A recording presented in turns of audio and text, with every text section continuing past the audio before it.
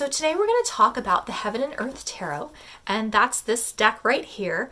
My brother was so nice and he got this for me for my birthday this year, which was really special. I'm just like a nerd for tarot cards, and I'm really particular about the ones that I buy. So if I get something and I want it, it's really a special deck, and that's how I feel about this one.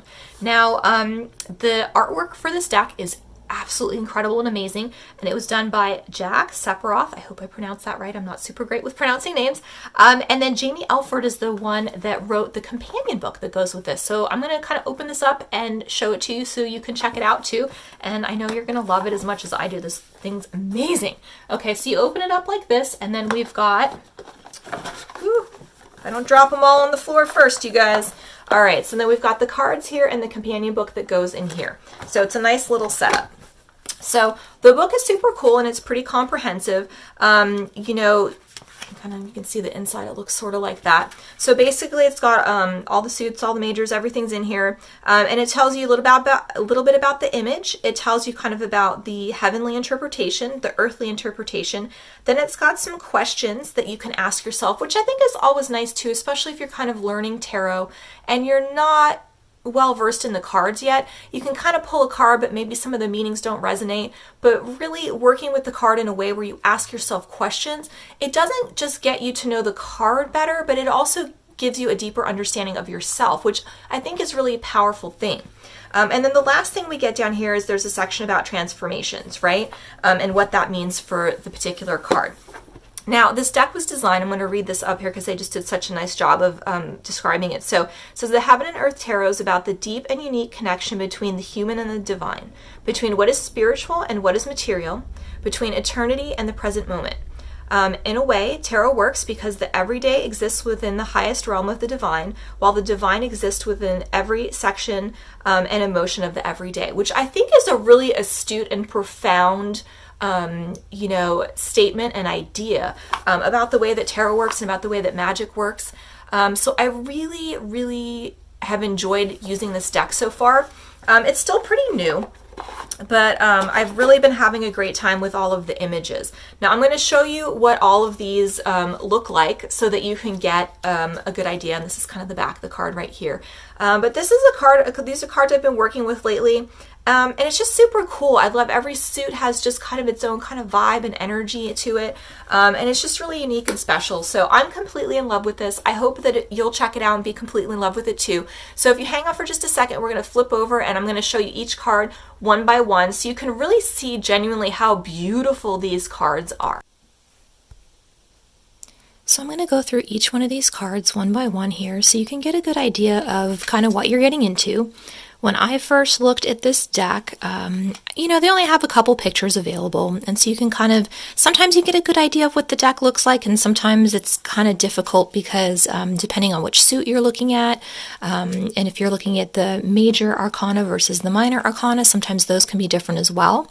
So I kind of looked at some pictures to get a better idea of more of the cards, and the more I looked at this deck, the more I liked it, which is not always the case when I look at things. Sometimes, they tend to feature a couple of really cool images, and then the rest of the cards you're like, I don't know. Or sometimes the majors are really cool, but then the minors you're, a little like disappointed with. You're like, oh, I thought those would be better. But these cards overall, I can tell you I'm honestly not disappointed with a single one of these cards. I think the artwork is absolutely beautiful. I love the way they've depicted all of the different images here. Each suit kind of has an overall kind of like mood and vibe and theme that kind of goes to it. So I think whoever, did these and designed these with the artwork did a really, really great job. Okay, and here's the last one. So now we get into the suits here. And the things that I like about these two is that they definitely have the number up here if you're into using numerology for, any of your readings. If you like to pick out all the individual aspects of the cards, that's definitely something that you can do with this deck. Something else that I really like that they have done as well is they have a little notation down here of an energy of the card too, right? So it's a little bit of a cheat sheet, I guess, in one way, which is kind of cool. But, if you look at the actual meanings of the cards versus, what they put down here is the kind of the energy. It's really, really interesting how it kind of relates and attaches and goes with the card. So that's something else too that you can use. For me, it's a little bit difficult because when I read, I tend to know the meaning of the card, but I also get a lot of intuitive messages as well with these cards. So sometimes it's difficult for me to look at all the pieces because I'm just downloading so much information. But sometimes, I do like to have that extra because sometimes I won't always get that.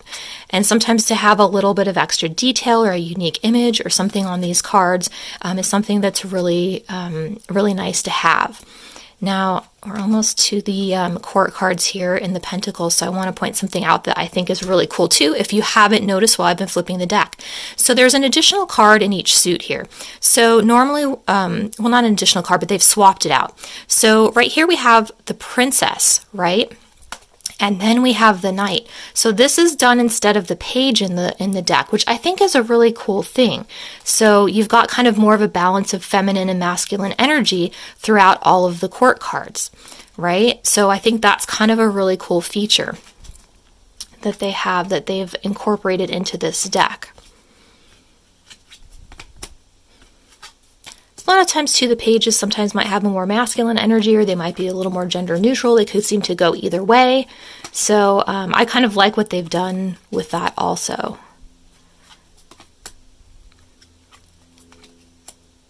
Here we go. I love these in the court cards here with the fire, how they've incorporated that into the suit. Now we're moving on here. This is the last suit of cards here, the Swords. Oh, this one's always so gnarly. In every deck, it doesn't matter. Oh my god, that 3.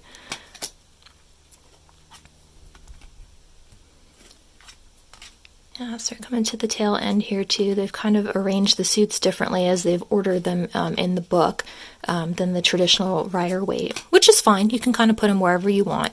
But it always throws me because I'm just so traditionally used to that order. And then when it gets out of order, I kind of always notice.